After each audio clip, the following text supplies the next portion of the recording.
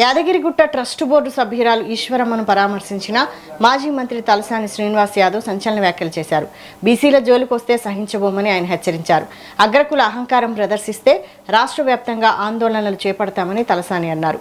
బీసీలను తక్కువగా చూడొద్దని, వారు ఎవరి మోచేతి నీళ్లు తాగేవారు కాదని వ్యాఖ్యానించారు. ఈశ్వరమ్మ వెనుక బీసీ, ఎస్సీ, ఎస్టీ వర్గాలన్నీ అండగా ఉన్నాయని తలసాని శ్రీనివాస్ యాదవ్ పేర్కొన్నారు.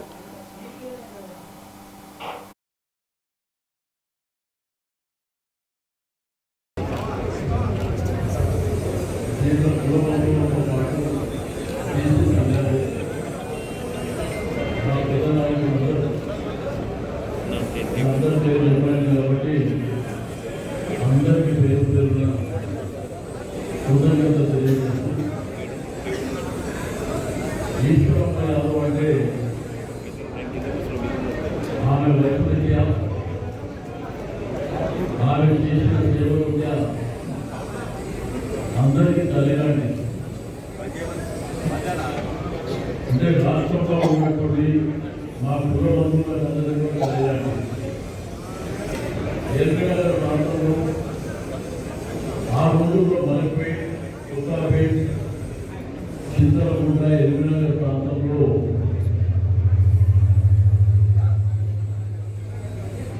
ఆ రోజు ఒకవైపున పాడి వ్యాపారం చేయడం, రెండో వైపున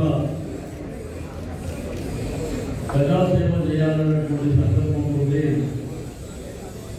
ఆమె అనేకమైనటువంటి కార్యక్రమాలు ఉపసారి సంస్థలుగా అనేకమైనటువంటి దేవాలయాలకు క్షేత్రంగా,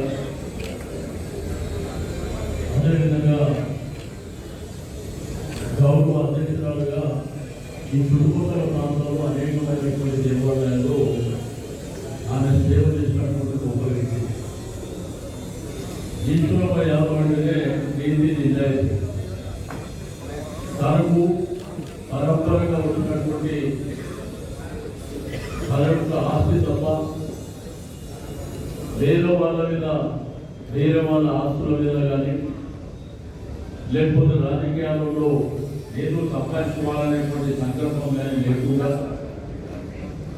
ఉన్నదాంట్లో ఆమెనే ఇతోదితమైనటువంటి సాయం చేస్తూ ఈ ప్రాంతంలో చాలా మంది ఆమెని